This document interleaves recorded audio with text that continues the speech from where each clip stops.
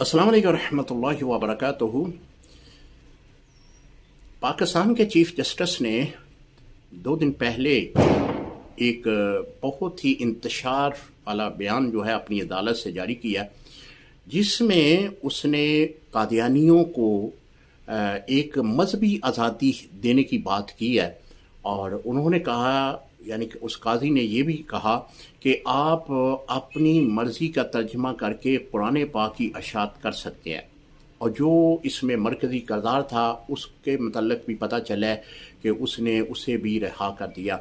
देखिए, पाकिस्तान का आइन जो है, पाकिस्तान का लॉ जो है, इसमें कादियानी काफिर डिक्लेयर किए गए हैं और ये ख़त्म नबूवत के चोर हैं, मुनकर हैं। एक बदबख्त इंसान को, एक ऐसा कि जिसके इंसानी अज़ा भी पूरे नहीं है, उसको ये नबी मानते हैं हज़ूर अलैहिस्सलातु वस्सलाम के बाद।